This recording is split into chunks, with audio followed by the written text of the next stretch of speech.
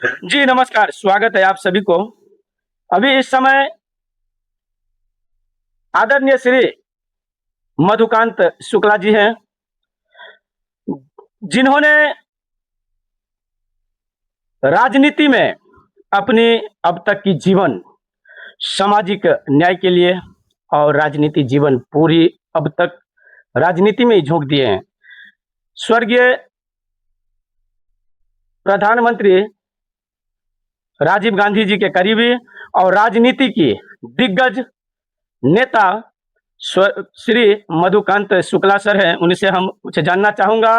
ये जंतर मंतर से जो एक एक तस्वीर, एक एक वीडियो जो आजकल वायरल हो रहा है, सर स्वागत है आपका।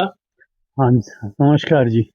सर, ये जो जंतर मंतर पर जो ये कॉकरेज जनता पार्टी की जो आंदोलन प्रदर्शन रहा, उसके बारे में आप क्या कहेंगे?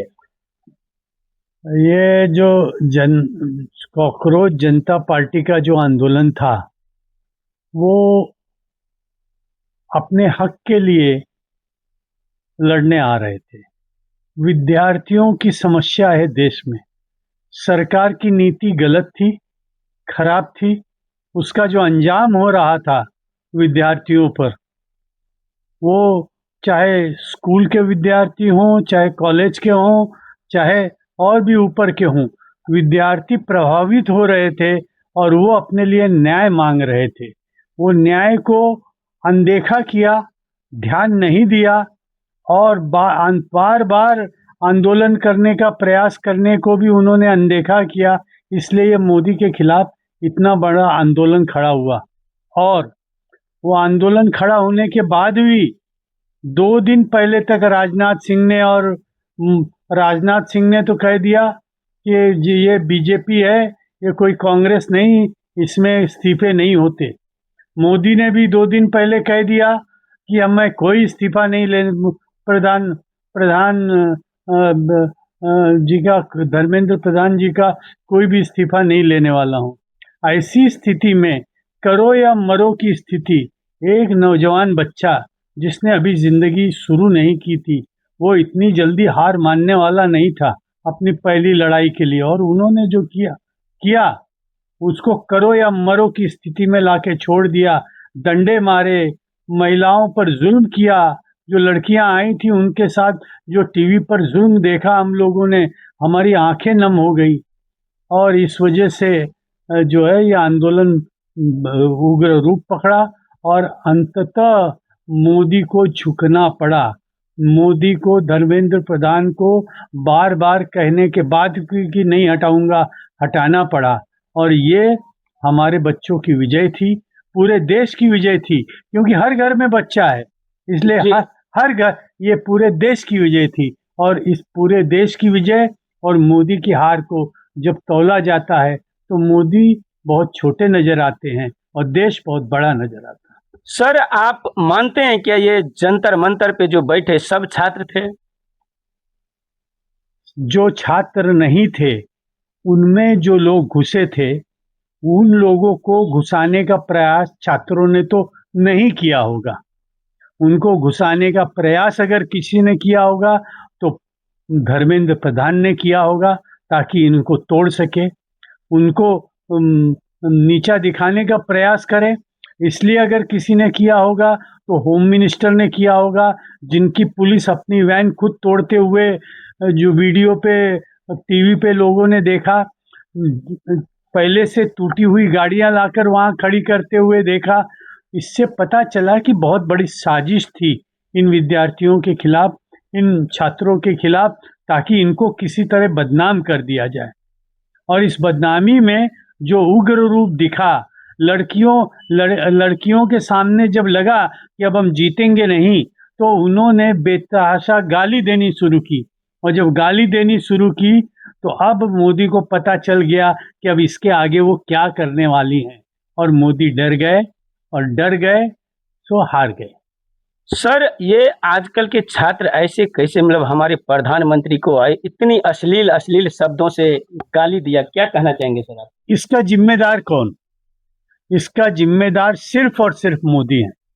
उनका जो आईटी सेल है, जब समझ लीजिए मैंने कोई बात कही मोदी के खिलाफ तो उनको पसंद नहीं आई, तो वो माँ बहन की गालियां दे के हम लोगों को ट्रोल करते थे।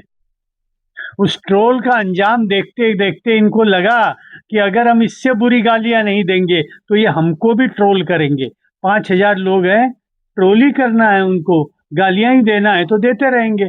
इसलिए उन्होंने कहा कि हम तुमसे एक कदम आगे हैं, हम तुमसे ज्यादा गाली दे सकते हैं, और इस वजह से वो जीत गए। गाली दिया इसलिए जीते, अगर गाली नहीं देते तो मोदी के ट्रोलर उनको गाली दे रहे होते। सर, कल तक बड़े बड़े दिग्गज नेता इन छात्रों को देशद्रोही, देश को टुकड़े टुकड़े करने वाले बोल रहे थे, और जब से शिक्षा मंत्री का इस्तीफा हुआ है तब से बस ये लोग यही कह रहे हैं कि हमने छात्रों के लिए, छात्र के जीवन के लिए हमने इस्तीफा दिए। क्या कहेंगे सर? ये तो मजबूरी है उनकी, अब मजबूरी में भी जीत ढूंढ रहे हैं। भगवान करे ये मजबूरी में भी जीत ढूंढते रहें और इस तरह अत्याचार अन्याय के साथ खड़े होने के बजाय जो मांग कर रहे हैं न्याय की, उनके सामने झुकते रहें। ईश्वर ऐसा ही इनके साथ करे। अच्छा, कॉकरोच जनता पार्टी के लिए आप क्या कहना चाहेंगे? भाई, कॉकरोच जनता पार्टी तो जरूरत की जननी है, आविष्कार है। आविष्कार को कहते हैं जरूरत की जननी। जब हमको जरूरत है, तेजी से इतना नहीं दौड़ पाते हैं कि हमको यहाँ से सांता क्रूज पहुँचने में अगर 2 घंटे लगता है, तो अगर हम 15 मिनट में पहुँच सके तो उसका इजाद करने को जरूरत की जननी कहते हैं। और ये जरूरत की जननी थी। कोई माँ बाप की बात सुनने को तैयार नहीं थे, उनके माँ बाप को कोई खड़ा करने तैयार नहीं था। माँ बाप के पास दिक्कतें थी, लाखों रुपया खर्च करके पढ़ा रहे हैं और नीट का इम्तिहान नहीं दे पा रही, और नीट का इम्तिहान दिया तो पेपर लीक हो गया, सब खारिज हो गया, उसका सब मिट्टी में मिल गया। लाखों हजार करोड़ रुपये मिट्टी में मिल गए जनता के, गरीबों के, बच्चों के, माँ बाप के। सर, ये जंतर मंतर की जो आंदोलन है उसमें आपको लग नहीं रहा कि विपक्ष भी अपना रोटी सेकने के लिए आगे आए? भाई, विपक्ष का तो काम है सरकार गलत कर रही हो उसमें आना, उसके खिलाफ बोलना, उसके खिलाफ खड़ा होना और उसको हरा के उन लोगों को न्याय दिलाने का प्रयास करना।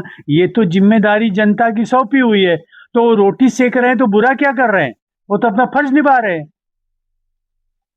जंतर मंतर से जो एक एक वीडियो वायरल हो रहा है, एक एक उनकी जो भाषाएं वायरल हो रही है, इस समय देश मर्माहत हो रही है, शर्मसार हो रही है। सर भाई, शर्मसार मैंने बताया तो सही, ये शर्मसार तब नहीं हो रहा था देश जब राहुल गांधी कुछ कहते थे और उनकी माँ बहन को गाली दे दी जाती थी।